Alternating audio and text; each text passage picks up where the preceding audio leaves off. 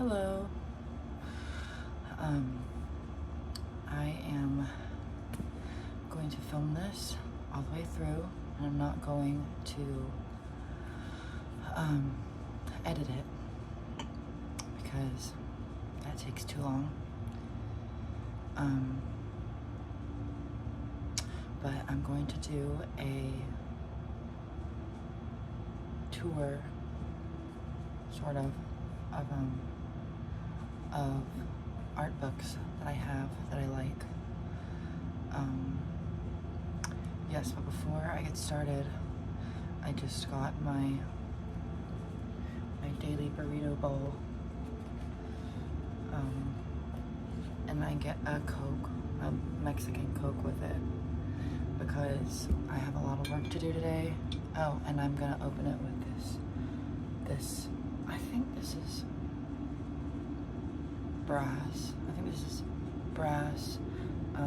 This very cool bottle opener that I found here in Pittsburgh. So, boobies.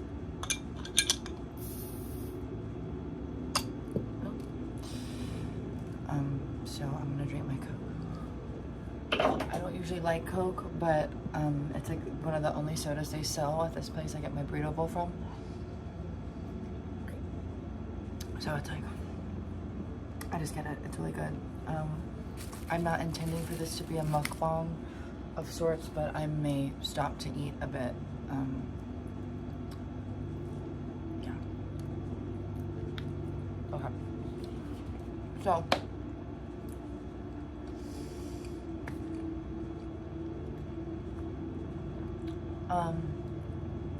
yeah, so these are some art books that I've bought, kind of a variety: photography, paintings, drawings, whatever, just that I've collected over the past however long.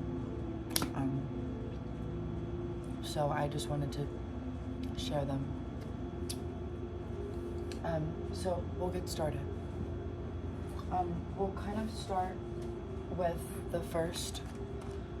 one of the first art books that I bought. It's The Art of Andrew Wyeth. It's great. As you can see, I love Andrew Wyeth. I have a print of Christina's World on my wall. It's above my computer where I work. My background on my computer is a still from The Beguiled by Sofia Coppola, of Nicole Kidman praying in front of a window. It is one of my favorite shots in the movie. That has nothing to do with what we're talking about. Andrew Wyeth is an excellent example of what I would, describe to be an artist who is able to capture rural America. I think his color palette is phenomenal. Obviously, we have Christina's World right here. I'm not gonna do too much of a bio on the artists to avoid coming off as sounding uninformed, because I don't actually know that much. I know that an artist's life and experience heavily influences art, but a lot of this art I have been taking at face value of late. I've been trying to consume things out of context so as to not be too influenced by another person's story, which is a bit counterintuitive for me as a storyteller, but I try to write my own stories in a vacuum, in a way, to keep them kind of purely themselves, because I will go off on a tangent and I will muddle the waters.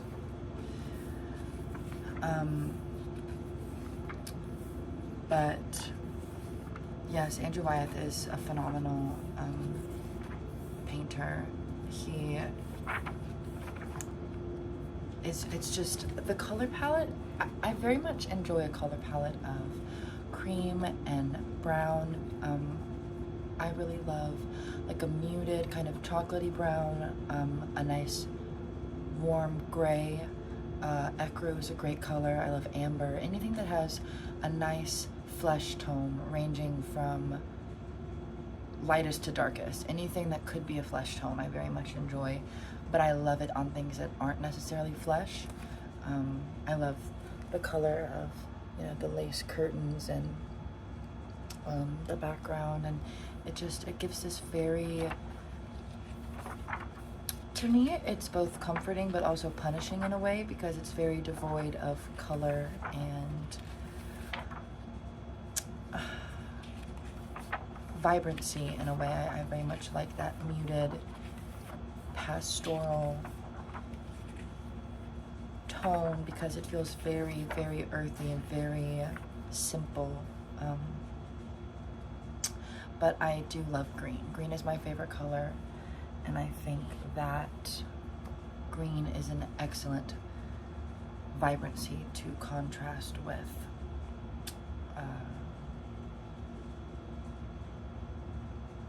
that muted color palette.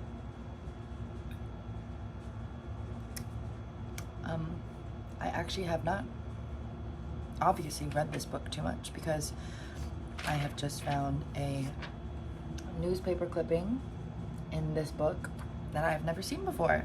So, Merry Christmas to me. Oh, this is an excellent painting. Wind from the Sea, beautiful. Anything involving lace curtains blowing in front of an open window, I'm sold. But yes, let me not dwell too much on any one book, because this video will be 40 bajillion hours long. But yes, this is The Art of Andrew Wyeth. The cover is the painting I just showed you. Beautiful. Look at the details on those lace curtains. Oh my god. Okay, one of the other most recent, not recent, what's the opposite of that? Oldest books I've bought is I bought the Bosch art box set of Zdzisław Beksiński's art. I believe I'm saying that right. Zdzisław Beksiński.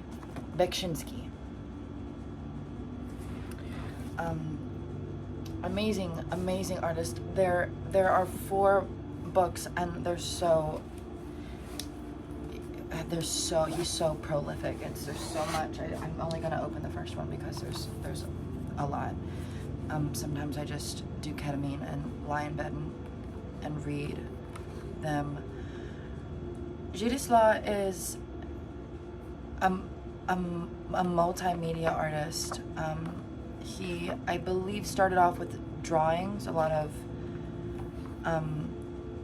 of graphite drawings, and then got into painting, and then ultimately dabbled in computer graphics and computer generated artwork towards the end.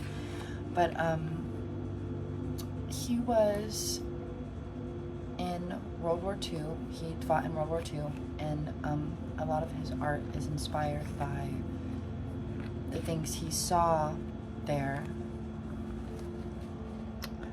which I feel is very apparent in his artwork. You know, much can be said on the horrors of war and its effect on mankind and the human brain. I can only imagine what that must be like. But looking at artwork from someone who experienced that, It's very, very chilling.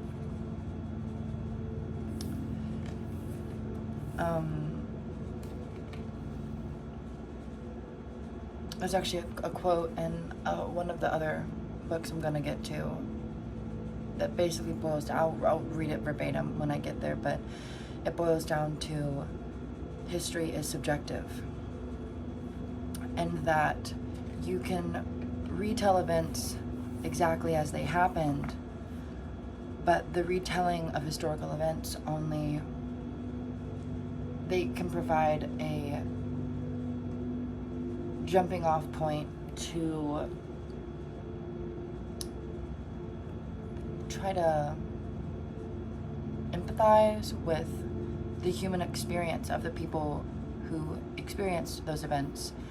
So you can only really know what happened objectively, but that is just the tip of the iceberg in a way of the way that it affected everyone involved. And I think it's very interesting because when you look at things like war and, you know, major historical events, you can see what happened, but you really have to dive into the experience of the individual to understand how those events were processed by people, which I think is crazy. There's a common theme with these T-shaped figures that occur often throughout his artwork. Lots of that muted palette I spoke of earlier. I very much love the color palette he uses, but he also will bring in that pop of color. I'm trying to find a good example.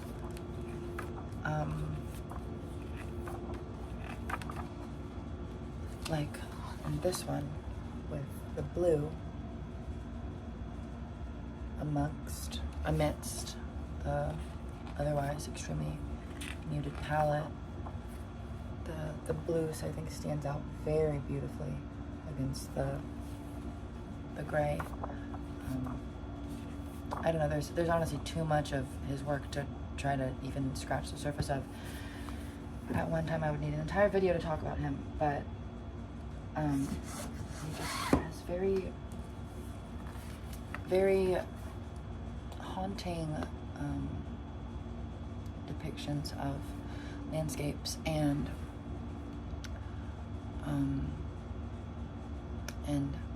kind of alien figures, I suppose. It almost reminds me, not to compare him to another artist, but in my brain, they both kind of, he kind of resides in the same corner of my brain. I keep H.R. Geiger for that very human yet alien, kind of anthropomorphic, futuristic, but also very ancient landscapes and depictions of living organisms. I don't know, it's just very fascinating. I really like his work. I've always been obsessed with aliens and alternate universes and space and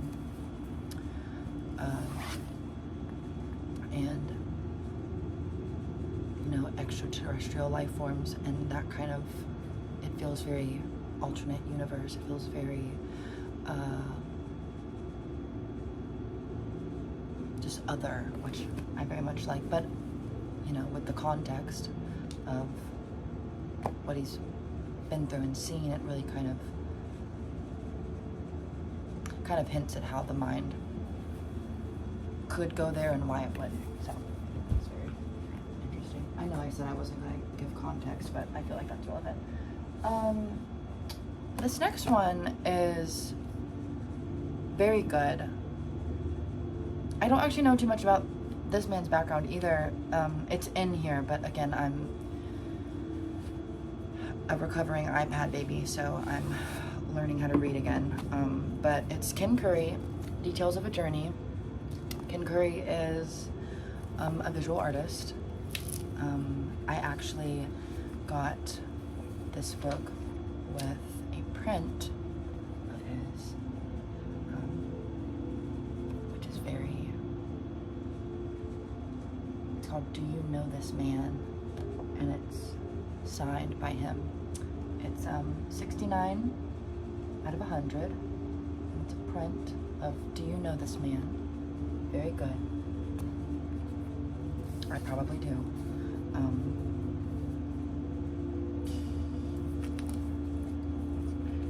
He did a diptych, which I love. I love, love, love, love this diptych. I like the first one, but the second one, I think the first time I read this book, I stared at it for a very long time. It's called Life Story. It's in 1999. So this is the first in the diptych. Beautiful. It's just a hanging cloth with kind of that, you know, cerulean border and whatnot. But the second one is so, you can't even really see it very well on the camera, but it's just a painting of an opening, a rectangular opening to what looks like a hallway or a room, but it's completely black, and it is so spooky, so incredibly spooky. And you know, blah, blah, blah, blah, blah, you stare into the void and the void stares back. It feels very that. It's very, very Rothko-esque, I would say. And this book also says it's very Rothko-esque. I like a lot of Rothko's textural works. It's very interesting. I believe this man is, he's from Glasgow. And he started off doing these kind of depictions of people.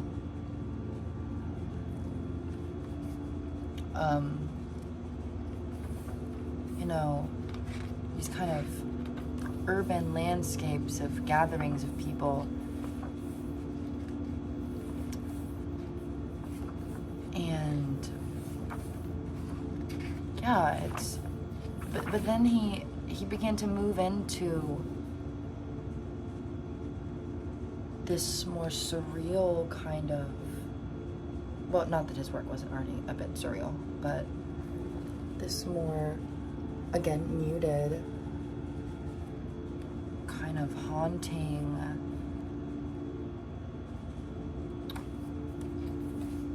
almost body horror, well, it's not almost, I mean, very much as body horror-esque depictions of both individuals and groups of people, but I don't know, they're just very, very beautiful.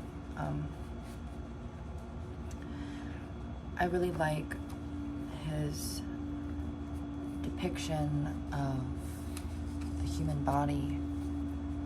I think, oh my goodness, my print is trying to fall out. Don't do that, please. Let me get to, yeah, it's these paintings of people with sores on their leg, and their bodies almost appear to be like loose, wet fabric hanging off their bones, and they look sickly and deformed. And it almost reminds me of I don't know, like it's like these waterlogged corpses.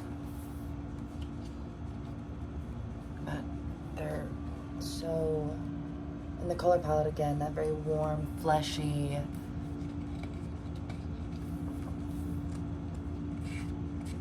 very, this is one of the first of his works that I saw, and it's just on this side, I don't know what side of the camera that's on, the right. I don't know, it's just, I'm very much in love with this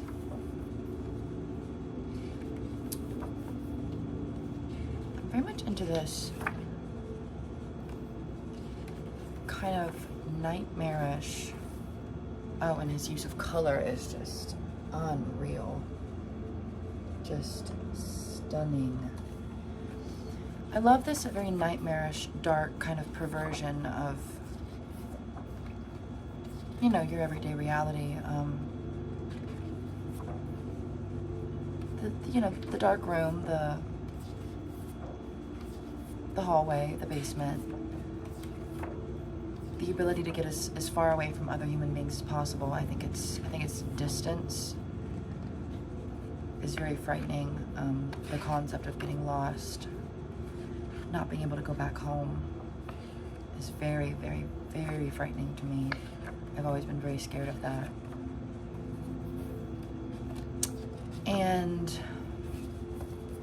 I think it's these kind of vignettes almost of people, these sad, fleshy, kind of forlorn humanoids, and almost emerging from the shadows. It reminds me a lot of, you know, bad dreams that I have, and this kind of neglect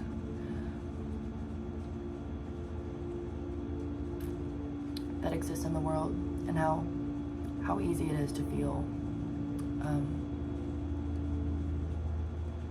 trapped. I'm very claustrophobic, so I love anything that makes me feel claustrophobic because I am a glutton for punishment. Ooh. So this next one is, it's an art book. It is an art book. It's literally an art book. I don't know what I was about to just say.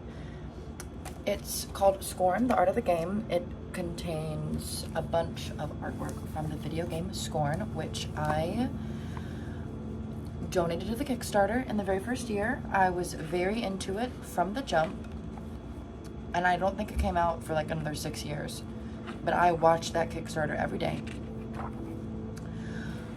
It's a video game that heavily relies on very bio-organic kind of mechanisms. It's very, I believe, H.R. Geiger inspired. I believe they spoke on their love of Geiger. But it's this very odd game where you awaken as this protagonist, and this is kind of you, but then your body is taken over by this parasite in a way, and it's working against you, but also with you in a way.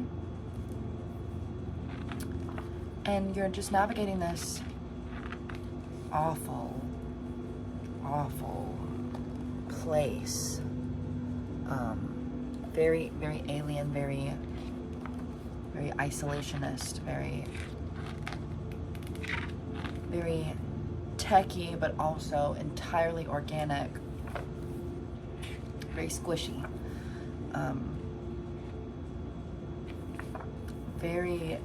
The body horror is quite nice.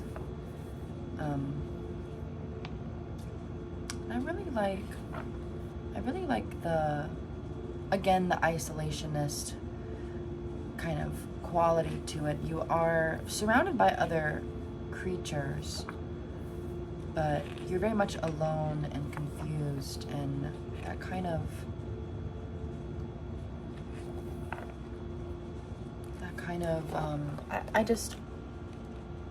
I very much like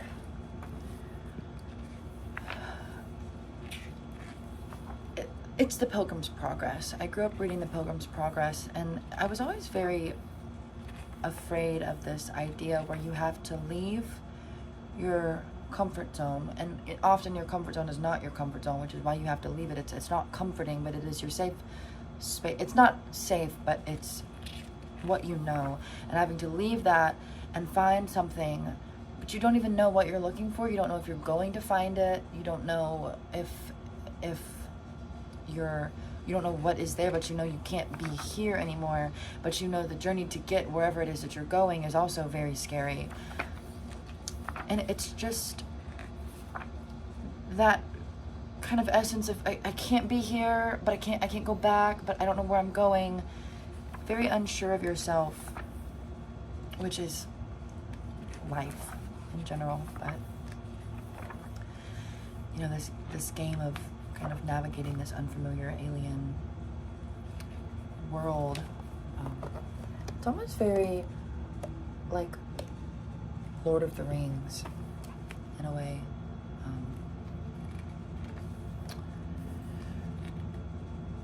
But very alien.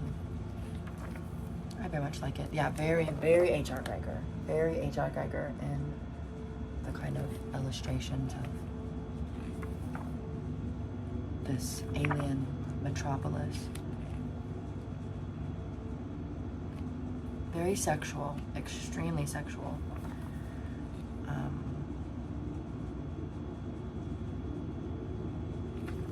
Which is also like one of the core themes in Geiger's work. Actually, surprised I don't have a Geiger book now that we're talking about it.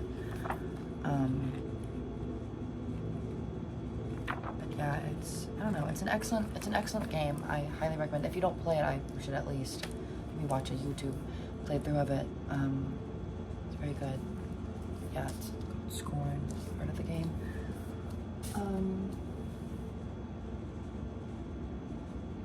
Next, I have. Oh, so I'm gonna have to do a part 2 of this. This is getting to be way longer than I anticipated.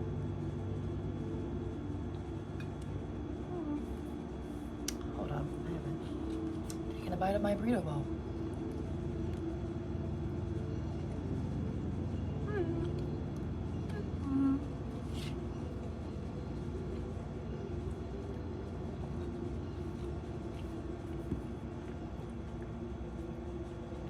So,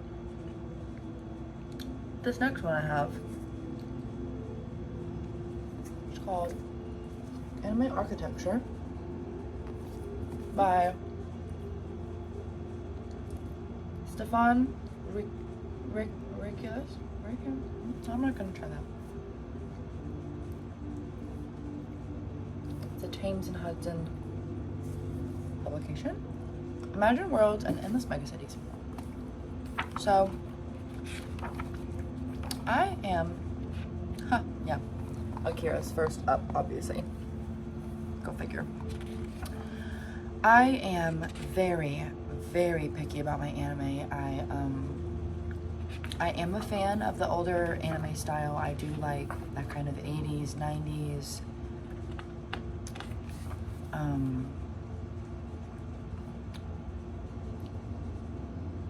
more detailed, I would say,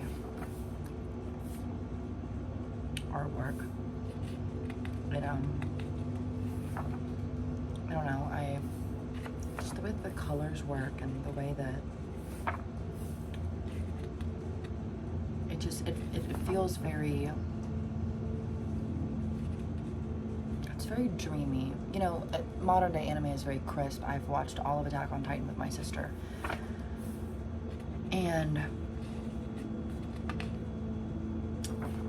it's very crisp, it's very woo. It's very, you know, very big and larger than life, but I don't know, there was just this very almost, I don't want to say sensual, well, yes, it's almost this very sensual, fluid movement. Everything feels very, almost like it's buzzing. It feels like it's alive. All the landscapes, they just feel, they feel as though there's this kind of glow to them. I don't know. It just feels like everything is, I don't know what I'm trying to say. But it's, and of course, you know, Neo Tokyo is a beautiful,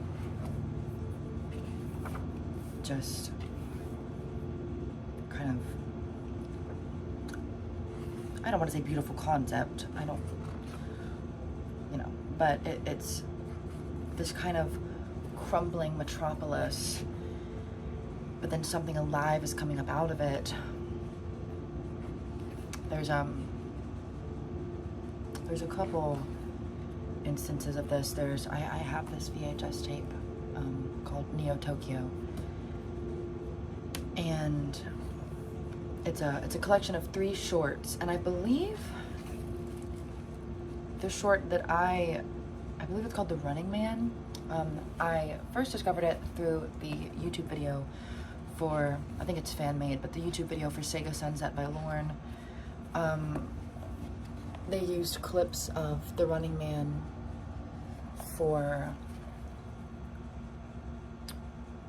to put with the song, and there's this one scene where a cigarette is dropped, and you like watch the cigarette fall with the cherry burning up against this dark background, and oh my god, I can't ever get it out of my head.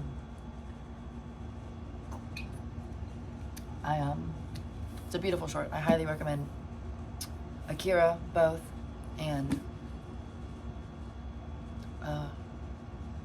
the video for Sega Sunset by Lorne. It looks like there are paper clips. I don't know why that is. I just noticed that. That's funny. I'm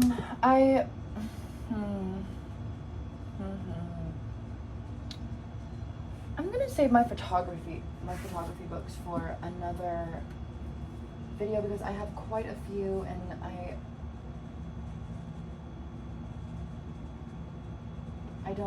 want to talk about them in detail a bit more, so I'm gonna save all of those. Yeah. So I'll speak a bit on these next few ones. This is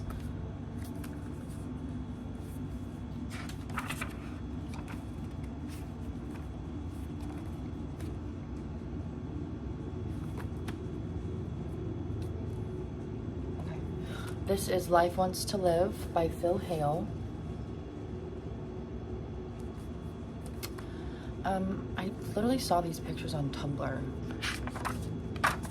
and just fell in love. It's, again, these very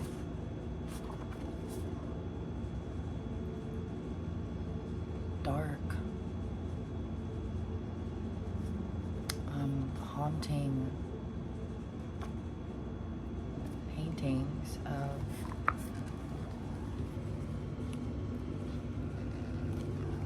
I don't even really know.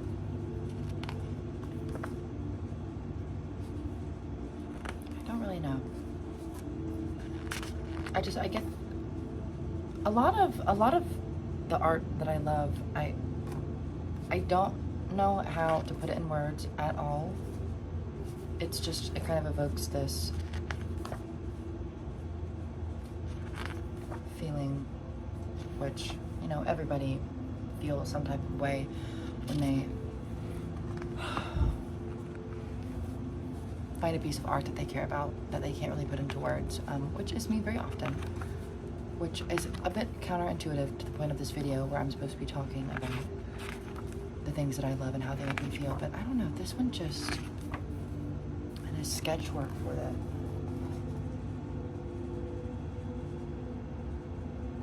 It's just so,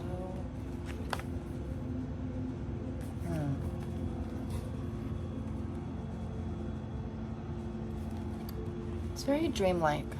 It feels like when you're trapped in a dream and things are the way that they are, but they're slightly different, and you can't quite make sense of it, and things blend together in people's faces and whatnot. It feels very violent. It feels like this mashing of, I don't know, it feels very chaotic. I don't know if it's intended to be chaotic. I can also just read this intro to it, but I like to try to squeeze everything I can out of a piece of artwork. You know, squeeze how it makes me feel out of it before I go and look at what the artist intended for it and kind of solidify the meaning of it.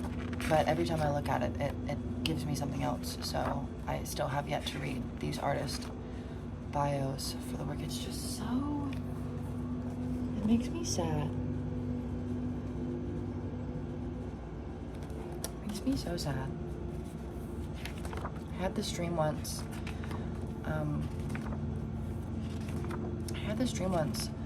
Of a mother who was living in this trailer in the woods with her son, and she would black out and not remember things, and then she had a son, and his name was Jack. I very distinctly remember her son's name being Jack in the dream, and she had a dream that, in this dream, she was blacking out, and then one day her ex-husband came home and tried to hurt her son, so she took her son out of the house and they ran down the street as far as they could go. But then she looked and suddenly her son wasn't with her, and she was very confused, and so she went back to the house, but her husband wasn't there, and the house was empty, and it was dirty. And then she goes back to her son's bedroom and she finds a giant mountain of dirty laundry in front of the door, and she pushes it to the side and can't get the door up, so she breaks a hole through the bottom of the door and crawls through, and she finds her son dead, and she realizes she had bludgeoned him to death with a baseball bat. And I just distinctly remember like feeling like I was the mother at the end. I was like seeing this dream from her point of view, and I remember coming back into the house and it being dark, and there were blankets over the windows, and I crawled and I moved the laundry, and I remember breaking through the door and crawling through and seeing her/my son like dead on the floor. It was very uncomfortable. I remember writing it down in my journal the next morning, but that's what that book reminds me of. That kind of mangled human body in this dark space. I'm very much kind of obsessed with this idea of something so awful happening, but nobody knowing that it happened. You know, it's one thing to be hurt, but it's another thing to be hurt and forgotten. And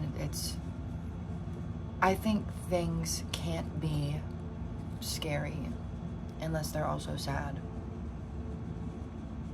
Deeply, deeply sad. think that's the only way to achieve horror,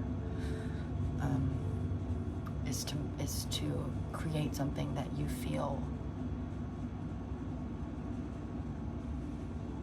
sad for the person going through what you're watching, because otherwise it's mindless gore and sadness. And that's why, like, the Saw movies don't scare me, because all those people are terrible people, so I'm like, yeah, fuck them up. But you know, people that you would consider an innocent bystander going through something similar, it's a lot scarier, because it would be awful if something bad happened to them because they don't deserve it. So I don't know, that was like a tangent. This next book is Alfred Kubin's work. I think I also found him through a piece on Tumblr. I see a lot of artwork on Tumblr that I eventually have to buy art books of. I believe Alfred Kubin, he did not have a great childhood. His mother died when he was very, very young, and he would eventually go on to be molested by a caretaker. And so I think a lot of those themes play a large part in his artwork, as very evident. Every Night a Dream Visits Us is this piece, and this is the very first of his work that I saw, and I went on to get this book because of that. But I think the things he went through are very evident in his work.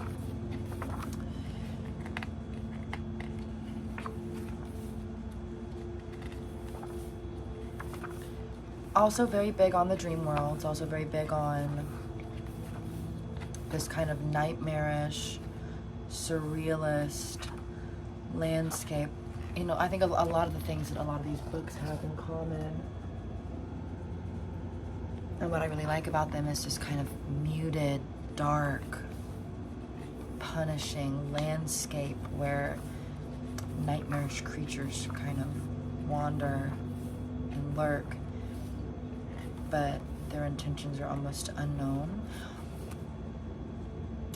When I was a kid, I distinctly remember I would watch Fairly Odd Parents and Jimmy Neutron at the TV at my Mimi's house.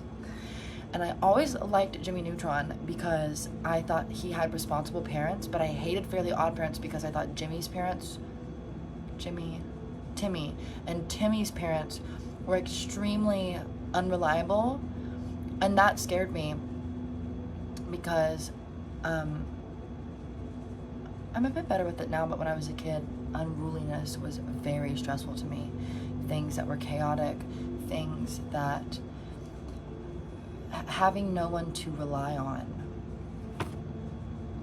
And I think a lot of these kind of landscapes with these creatures is if they were awful and out to get you, it would be a bit more direct. You would be you, and then everything would be out to get you, and you'd be having to escape from it, which is scary. But it's almost even darker, in my opinion, or more haunting to imagine this landscape filled with nightmarish whatever, and you're in this very spooky place, but where there is no anything. Nothing's out to get you.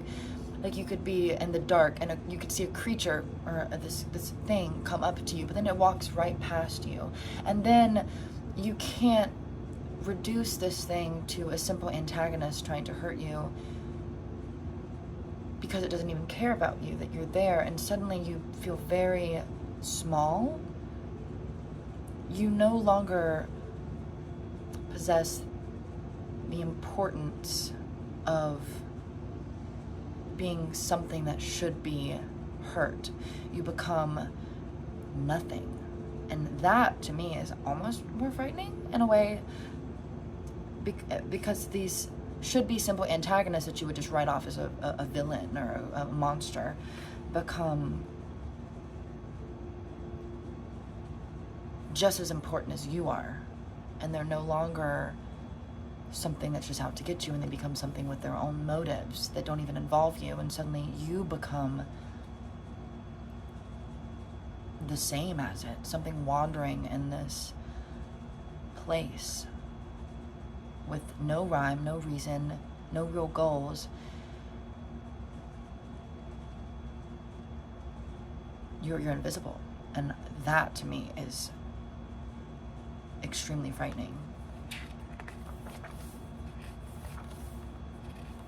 Violence is understandable, but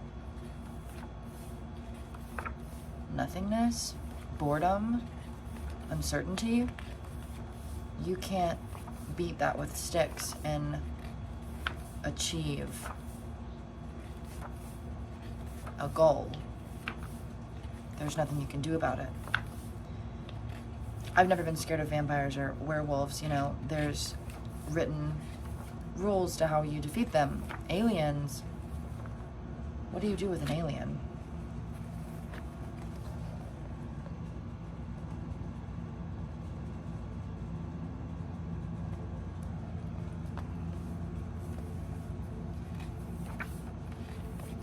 I would much rather have that as an enemy than have that as a sentient being inhabiting the same space as me, because it probably knows something that I don't know, and I don't like that.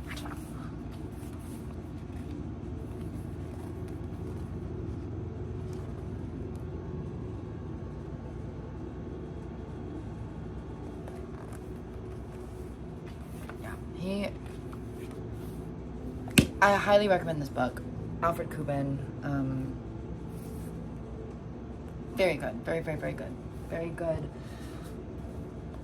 dreamscapes and kind of nightmare sequences, and also just beautiful, beautiful craftsmanship. I really like his art style. It's very, it's one of the reasons I wanted to get into graphite. Okay, I'll do a couple more. That's also photography, so I feel like it's relevant, but I'll get into that in the next one. Actually, I'll get into all of these in the next one, because there's a lot to go over. I had more books than I thought. Okay, well, thank you so much for watching. I have been wanting to do this for a while, but I keep forgetting to. The song in the background, if you're wondering for whatever reason, is an ambient song that I made. I will link it in the description. And yeah, I will try to do part 2 of this soon if I can. I'm a little busy at the moment, but I wanted to sit down and do this. I've been meaning to do it for a while, and I've been trying to be a bit more productive lately, and I've been trying to count anything that I do that, you know, I've been trying to be more productive, but I've been trying to count more things as being productive, so that even leisure time a bit and enjoying things and slowing down can also be considered being productive, because productivity is important, but it's also important to take care of yourself and slow your roll and enjoy things and not feel like you need to be constantly doing something to consider your time worthwhile. Human beings are meant to relax at some point. So don't run yourself into the ground. Pick up a nice book and read it. Highly recommend it. Yeah, so that is, thank you. I'm going to link all these books in the description if you would like to check them out. And I will see you next time. Thank you so much for watching.